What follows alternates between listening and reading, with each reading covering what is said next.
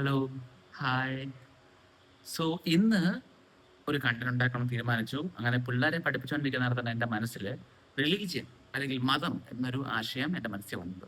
എനിക്ക് തോന്നുന്നു നിങ്ങളിതെല്ലാം പറയാം, എൻ്റെ ഒപ്പീനിയൻ മൊത്തം പറയാമല്ലോ. അതിനാണല്ലോ ഈ ചാനൽ.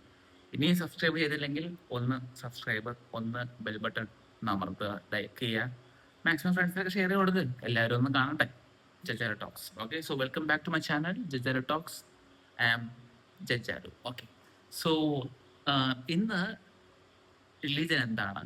എൻ്റെ മനസ്സിലുള്ള ക്വസ്റ്റ്യൻ ആണ്, എങ്ങനെ റിലീജിയൻ ഉണ്ടായി? എന്തുകൊണ്ടാണ് ഇപ്പോഴും ആൾക്കാർ, നമുക്കറിയാം അല്ലേ, സയൻസ് ഇഷ്ടം പോലെ വളർന്നു. ലാപ്ടോപ്പ് ഉണ്ട് നമ്മുടെ കയ്യിൽ, ഇപ്പോൾ മൊബൈൽ ഫോണുണ്ട്, ഇന്റർനെറ്റ് ഉണ്ട്, AI ഉണ്ട്, ജെമിനി, ChatGPT പോലുള്ള AI ടൂൾസ് ഉണ്ട്. മനുഷ്യ സ്പേസിൽ പോയി, മാർസിൽ പോയി, മൂണിൽ പോയി. എന്നിട്ടും we are still stuck or still you know still linked to religion very much. അതെന്തുകൊണ്ടായിരിക്കും? Okay, so what is basically religion എന്ന് പറയുന്നത്? റിലീജിയൻ ഒരു ബേസിക് അണ്ടർസ്റ്റാൻഡിംഗ് എന്ന് പറയുകയാണെങ്കിൽ എന്താണ്, ഒരു ഒരു ഒരു ഒരു സെറ്റ് ഓഫ് ആൾക്കാർ അല്ലെങ്കിൽ ഗ്രൂപ്പ് ഓഫ് ആൾക്കാരാണ്, based on some deity, some books, some beliefs, etcetera etcetera. എനിക്കറിയാം മതം ഒരുപാട് വലുതാണ്, റിലീജിയന് ഒരുപാട് ഡയമെൻഷൻസ് ഉണ്ട്, പക്ഷെ എന്നിരുന്നാലും ബേസിക് അണ്ടർസ്റ്റാൻഡിങ് ഇത് തന്നെയാണ് അല്ലേ? ആൻഡ് പല തിങ്കേഴ്സും പലതും പറഞ്ഞിട്ടുണ്ട്. ഫോർ എക്സാമ്പിൾ, പോൾ ടിലിച്ച് അയാൾ പറയുന്നത് വെച്ചാൽ മനുഷ്യന്റെ ഏറ്റവും വലിയ കൺസേൺ അഡ്രസ് ചെയ്യാൻ വേണ്ടിയിട്ട് ഉണ്ടായ ഒരു പ്രതിഭാസമാണ് റിലീജിയൻ. അല്ലെങ്കിൽ വില്യം ജെയിംസ് പറയുന്ന പോലെ ആൾക്കാരുടെ സൈക്കോളജിക്കൽ ആയിട്ടുള്ള മോട്ടിവേഷന് വേണ്ടി, സൈക്കോളജിക്കൽ ആയിട്ടുള്ള ഹെൽപ്പിന് വേണ്ടി ഉണ്ടായ പ്രതിഭാസമാണ്, അല്ലെങ്കിൽ മനുഷ്യൻ തന്നെ ഉണ്ടാക്കിയ പ്രതിഭാസമാണ് മതം എന്ന് പറയുന്നത്. ബട്ട് എന്നെ ഏറ്റവും കൂടുതൽ ആകർഷിച്ച ഒരു എക്സാമ്പിൾ അല്ലെങ്കിൽ ഒറിജിൻ ഓഫ് റിലീജിയൻ എന്ന് വിശദീകരിക്കാൻ പറ്റുന്ന ഏറ്റവും നല്ലതായിട്ട് എനിക്ക് തോന്നിയ ഒരു ഒപ്പീനിയൻ അല്ലെങ്കിൽ ഡെഫിനിഷൻ എന്ന് പറയുന്നത് യുവൽ നോവ ഹരാരിയുടെ ഹോമോസാപ്പിയൻസ് എന്ന ബുക്കിൽ നിന്നാണ്. സോ അയാൾ പറയുന്നത് വെച്ചാൽ homo sapiens was able to group together.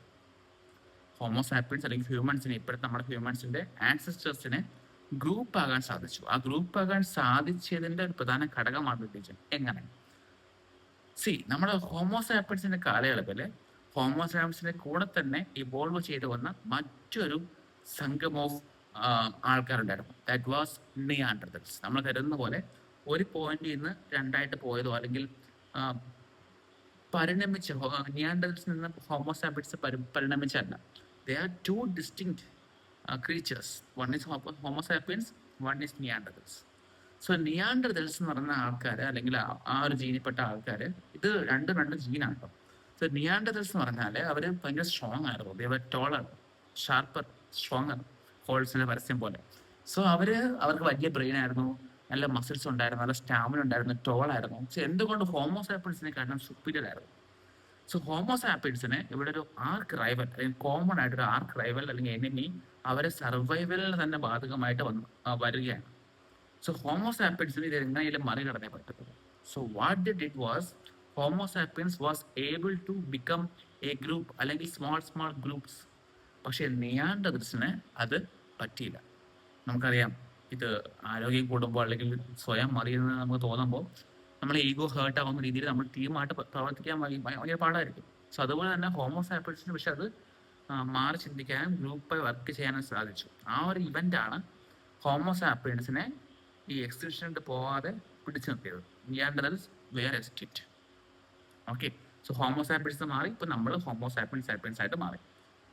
Okay, so Homo sapiens ഇങ്ങനെ ഗ്രൂപ്പ് ആകണമെങ്കിൽ ഫസ്റ്റ് കാരണം ഒരു ആർക്ക് റൈവൽ ഉണ്ടായി. ഓക്കെ, പക്ഷേ ഈ ഒരു ഗ്രൂപ്പ് നിലനിർത്തണമെങ്കിൽ there should be a common entity which this all group commonly believe. ഒരുപാട് കൂട്ടങ്ങൾ അല്ലെങ്കിൽ ഒരുപാട് ആൾക്കാർ ഒരുമിച്ച് വിശ്വസിക്കേണ്ട ഒരു കാര്യം ഉണ്ടായാൽ മാത്രമേ ആ ഗ്രൂപ്പ് നിലനിന്ന് പോകത്തുള്ളൂ. സോ അങ്ങനെ ഉണ്ടായൊരു കാര്യമാണ് ഈ റിലീജിയനും ദേശവും കാസ്റ്റും എല്ലാം. അതിനെ ഈ ഹരാരി വിളിക്കുന്ന ഒരു പേരാണ് Inter subjective realities. For example, നമ്മുടെ നേഷൻ ഇന്ത്യ, നമ്മുടെ ഇവിടെ കേരളീയരുണ്ട്, മല്ലൂസ് ഉണ്ട്, തമിഴനുണ്ട്, ആന്ധ്രക്കാരുണ്ട്, കാശ്മീരീസ് ഉണ്ട്, but still we R Indians അല്ലെ. ഇന്ത്യ എന്നൊരു വികാരം ഉണ്ടായത് കൊണ്ട് നമ്മളെല്ലാവരെയും പിടിച്ചിരുത്താൻ പറ്റുന്നുണ്ട്. ഈ വാസ്റ്റ് പോപ്പുലേഷനെ മൊത്തവും ഒതുക്കി നിർത്താൻ ഇന്ത്യ എന്നൊരു കോൺസെപ്റ്റിന് പറ്റുന്നുണ്ട്. അതുപോലെ തന്നെയാണ് റിലീജിയനും അന്നുണ്ടായത്. എനിക്കറിയാം അന്നൊരു കല്ല് ശില്പമായിരിക്കാം, അന്നൊരു വിഗ്രഹമായിരിക്കാം. പക്ഷെ ഇപ്പോൾ അത് റിലീജിയനായിട്ട് ഇൻസ്റ്റിറ്റ്യൂഷണലായിട്ട് വലിയ വലിയ തോതിലുള്ള ആൾക്കാരെ അത് കൂട്ടത്തോടെ കൊണ്ടുപോകുന്നുണ്ട്. So that was the origin of religion എന്നാണ് യുവൻ നോവ ഹരാരി പറയുന്നത്. ആൻഡ് ഈ ഒരു ഡെഫിനിഷൻ അല്ലെങ്കിൽ ഈ ഒരു കോൺസെപ്റ്റാണ് എനിക്ക് ഏറ്റവും കണക്ട് ചെയ്യാൻ പറ്റുന്നത്, ഏറ്റവും വിശ്വസനീയമായി എനിക്ക് തോന്നുന്നത്. ഓക്കെ, നിങ്ങൾ ഞാൻ പറഞ്ഞു കേട്ടോ, നിങ്ങൾക്ക് എല്ലാവർക്കും വേറെ അഭിപ്രായം കാണും, അതെല്ലാം കമന്റ് ചെയ്യാട്ടോ, കമന്റ് ചെയ്ത് ഷെയർ ചെയ്യാം. ഓക്കെ, പിന്നെ വേറെ ക്വസ്റ്റ്യൻ വെച്ചാൽ ഇത് എങ്ങനെ ആൾക്കാർ ഇത്രമാത്രം കണക്റ്റഡ് ആയി, എന്തുകൊണ്ട് ആൾക്കാർ ഇതിന് വിട്ടു പോകുന്നില്ല? ഞാൻ പറഞ്ഞു സയൻസും എ ഐ എല്ലാം വന്ന് ഭയങ്കര വലിയ ചേഞ്ചസ് ലോകത്ത് വരുന്നുണ്ട്. പക്ഷെ എന്നിരുന്നാലും ഈ മതത്തിനുള്ള ചേഞ്ച് വരുന്നില്ല. മതം എന്തുകൊണ്ട് ആൾക്കാരെ വിട്ടു പോകുന്നില്ല, അല്ലെങ്കിൽ ആൾക്കാർ എന്തുകൊണ്ട് മതത്തെ ഇപ്പോഴും ഡിപ്പെൻഡ് ചെയ്യുന്നു? ഇറ്റ് ഈസ് ബിക്കോസ് എൻ്റെ അഭിപ്രായം കേട്ടോ, അതായത് ഈ ഒരു ഞാൻ പറഞ്ഞില്ലേ ഹോമോസാപ്പിയൻസിന്റെ ആ സംഭവം പറഞ്ഞല്ലോ, അതിനുശേഷം പല ജനറേഷനിലായിട്ട് ഈ ഒരു നോളജ് ട്രാൻസ്ഫർ ചെയ്തുകൊണ്ടിരിക്കുന്നു. ആൻഡ് ഈ ട്രാൻസ്ഫർ ചെയ്യുന്നതിന്റെ കൂടെ എക്സ്ട്രാ സ്റ്റോറീസ്, എക്സ്ട്രാ ബിലീഫ്സ് എല്ലാം ഇതിൽ ഉൾപ്പെടുന്നുണ്ട്, ഇതിൽ വന്നു ചേരുന്നുണ്ട്.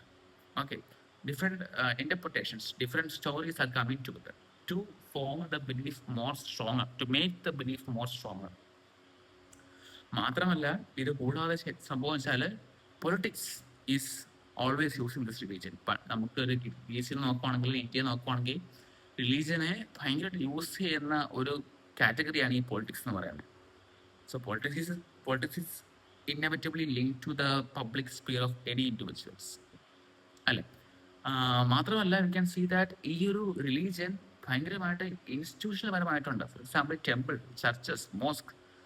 ആൻഡ് ആൾസോ ഈ റിലീജിയൻ ഗവൺമെന്റിലോട്ടും കടന്നുകൂടുകയാണ്. So if you think through layers, മനുഷ്യന്റെ സൈക്കോളജിക്കലി, പേഴ്സണലി, പൊളിറ്റിക്കലി, പബ്ലിക്കലി എല്ലാ അറീനയിലും ഒരുപോലെ പാർട്ടിസിപ്പേഷൻ വേണ്ട ഒരു കാര്യമാണ് ഈ മതം എന്ന് പറയുന്നത്. സോ നാച്ചുറലി അല്ലെങ്കിൽ ഓബിയസ്ലി കാലാകാലങ്ങളായിട്ട് ഇതെല്ലാം ചെയ്യുന്നതോടുകൂടി തന്നെ മനുഷ്യർക്ക് ഇതില്ലാതെ ഒരു ഐഡന്റിറ്റി അവർക്ക് സാധ്യമല്ല. They cannot think of an identity apart from religion. Religion ഇല്ലാതെ ഒരു ഐഡന്റിറ്റി ചിന്തിക്കാൻ കഴിയുന്നില്ല. ഇതായിരുന്നു എൻ്റെ ബേസിക്കലി അണ്ടർസ്റ്റാൻഡ്. ഞാൻ എപ്പോഴും ഇത് ചിന്തിച്ചാട്ടോ, ഇങ്ങനെയൊക്കെ ആയിരിക്കാം അല്ലെങ്കിൽ ഇങ്ങനെയൊക്കെ ആണെന്ന് ചിന്തിച്ചാണ്. സോ എല്ലാവർക്കും അവരുടെ ഇന്റർപ്രിട്ടേഷൻ കാണും. എല്ലാവരും കമന്റ് ചെയ്യുക, എന്തൊക്കെയാണ് നിങ്ങളുടെ ഇന്റർപ്രിട്ടേഷൻ, നിങ്ങളുടെ അഭിപ്രായം എന്താണെന്ന് കമന്റ് ചെയ്യുക. Okay, so basically that's it. By.